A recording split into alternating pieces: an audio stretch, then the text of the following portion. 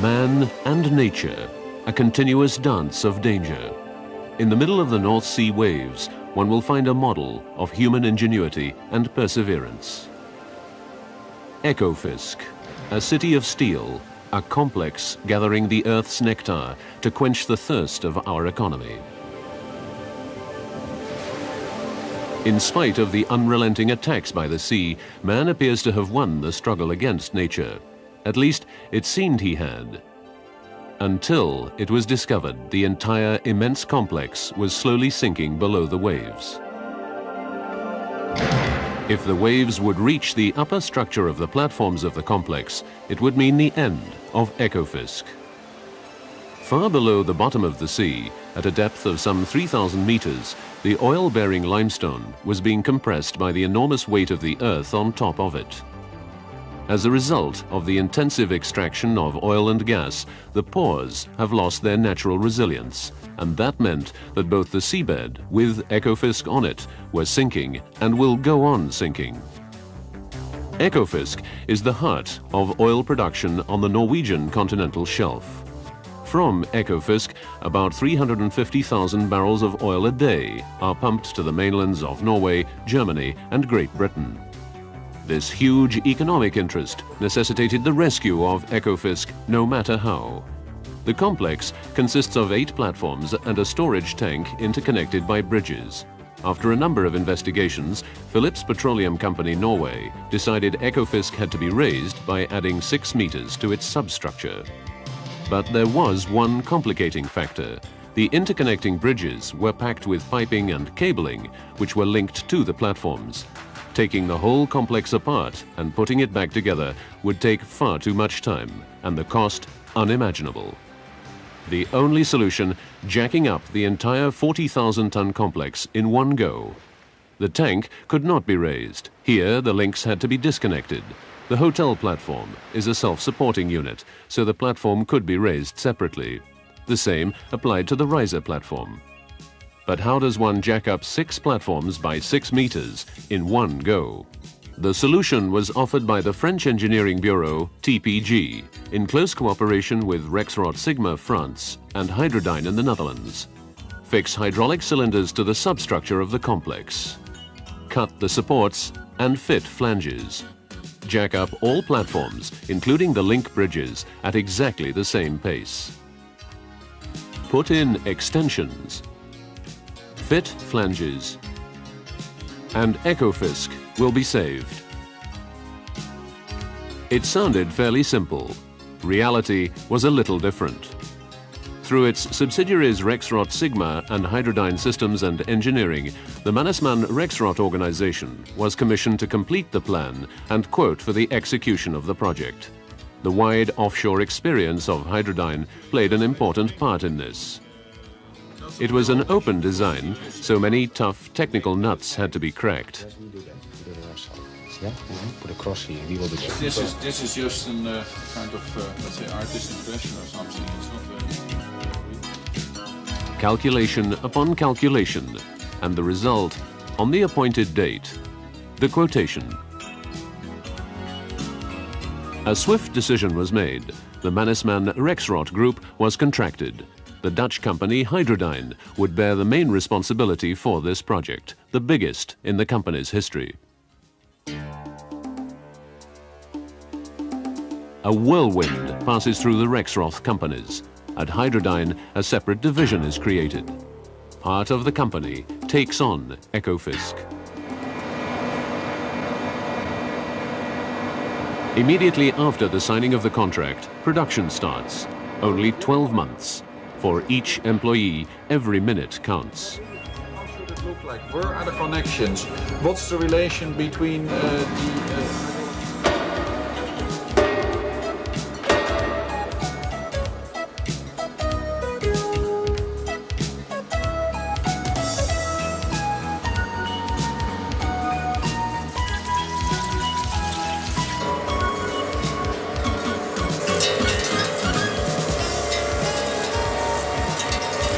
Make sure that it is returned this afternoon. No problem for The Mannesmann Rexroth Group is fully equipped for big and demanding projects. 120 rough cylinder shells and piston rods were produced by Mannesmann Röhrewerke, Mannesmann Anlagenbau and Mannesmann Demag. In this Dutch factory, the cylinders resurface as beautiful custom-built hydraulic units. Is it now finalized? It is finalized. So rock bottom solid, no problem? Rexroth Law, the world's largest manufacturer of hydraulic components, supplied the ingenious heart of these units. The ultimate responsibility for the project lay with Hydrodyne. Hundreds of hydraulic power units were co-manufactured by Hydrodyne and two other Mannesmann Rexroth companies, Rexroth Sigma in Lyon and Rexroth Norway.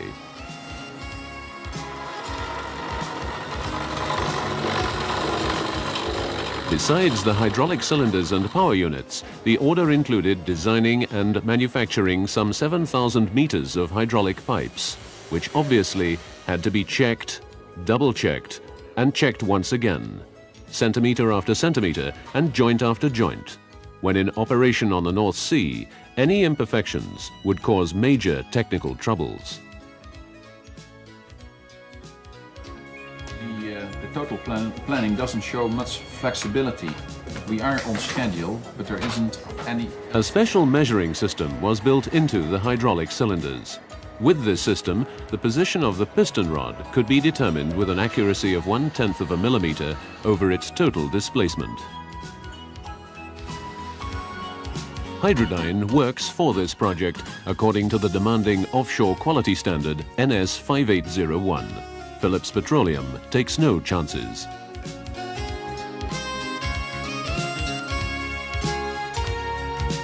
At Hydrodyne in Boxtel, two special test benches were erected on which the hydraulic strongmen were put through their paces one by one before they were allowed to leave the factory.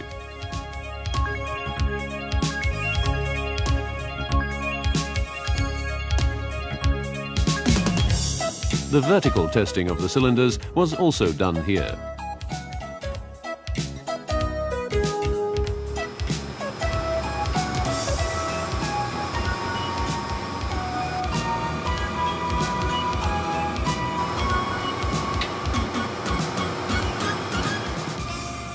Similarly, the hydraulic power units were test tortured before the reports were initial.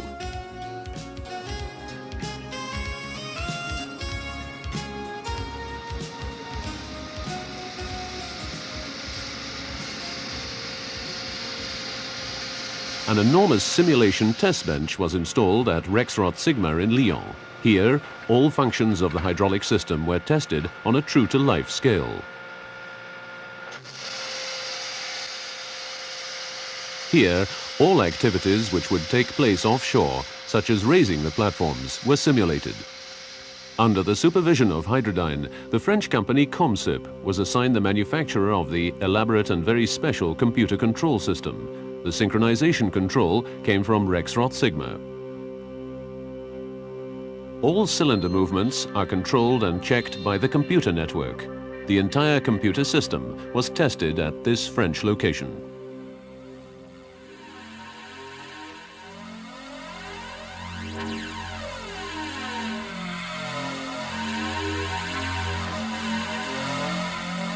April 1987. 3 months to go before the raising of the first platform. The production in Boxtel and other Rexroth plants is nearing its completion. The hydraulic power units have been paired off and in their offshore structure are ready for transport.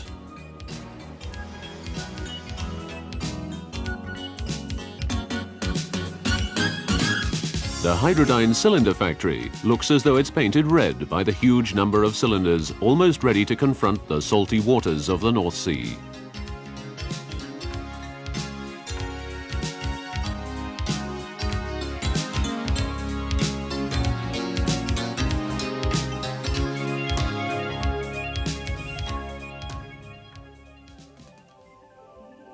Some 500 kilometers away, an international crew is preparing for the assembly of all that equipment.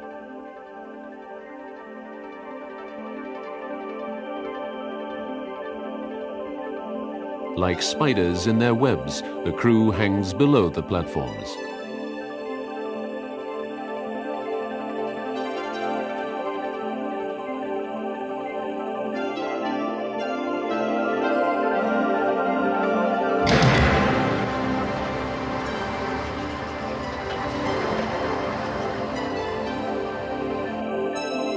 Delft Sail has been chosen as the port of departure for the thousands of tons of equipment needed for the great hydraulic jackup.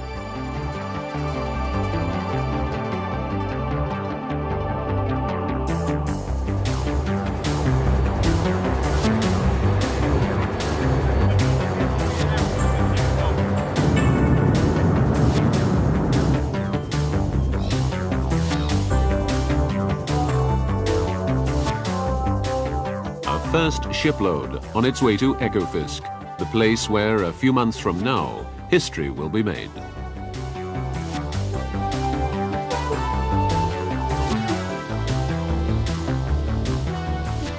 Attention is shifted from land to sea.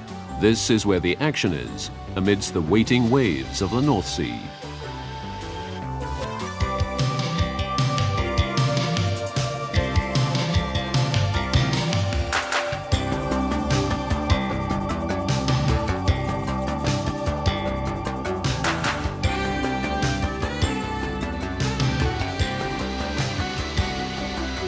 The hookup operation is in full swing.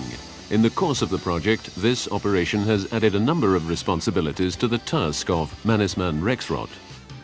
The specialists of Hydrocare, the Dutch service division, are responsible for the installation of the hydraulic equipment, the electric wiring, and the installation of the computers.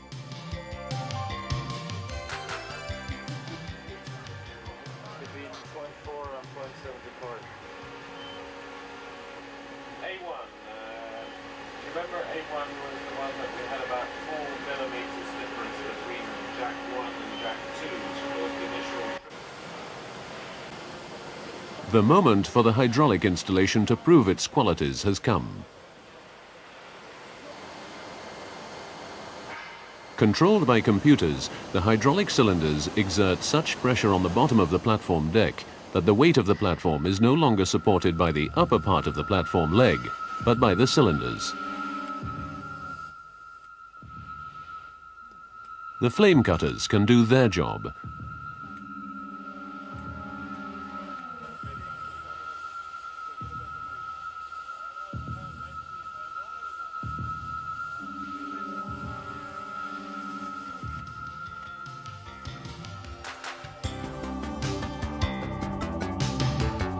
The first leg is cut, and the flanges are put in place.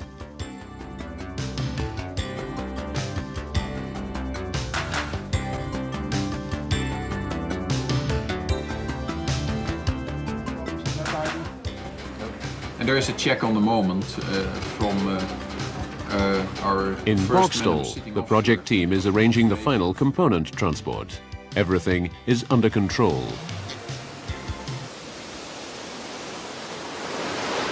Then, a sudden storm hampers the work. The time schedule is getting tight.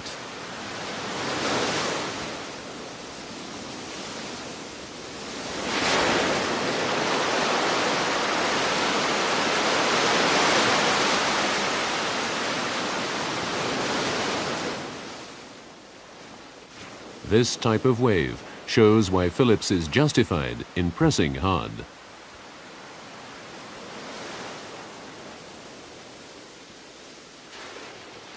But Lady Luck offers a helping hand. For exactly at the moment planned, nature holds its breath. For 24 hours, just long enough to ensure the success of the overture to the great hydraulic jackup. Did you copy that, Rupert? Yeah, I think I must be able to see about Newcastle from where I am. Well, I can see Texas from here. You would.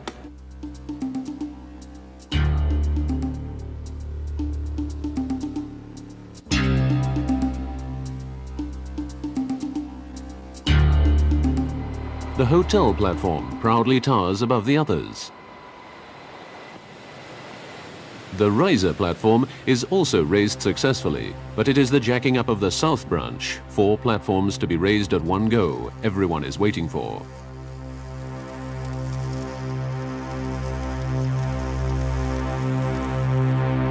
Ekofisk lies peacefully, but deep down inside it is whirring. The beating of its heart is almost audible. Minutes are ticking away. Negate one area too.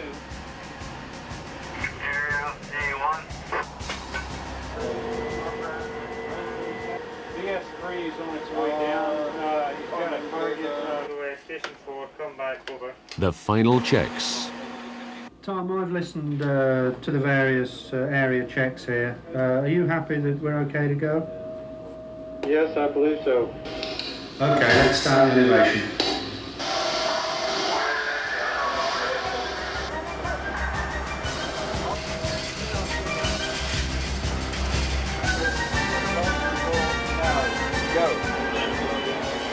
The operation is underway. The great hydraulic jackup will become reality. Thanks to perfect preparation and training, this at times looks like a routine job.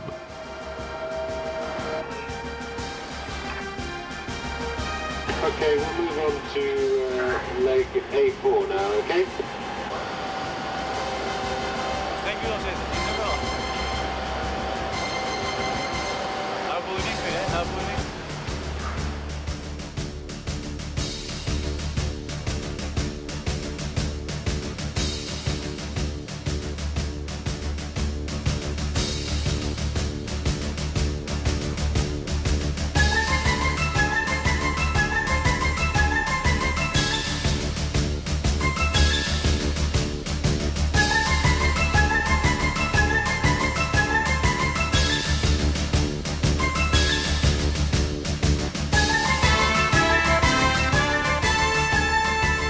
Night falls while Ekofisk majestically ascends to its final destination. Then the highest point is reached. An army of workers crowds the scaffolds to place the extensions in the 6.5-meter gap. The bottom flanges are secured.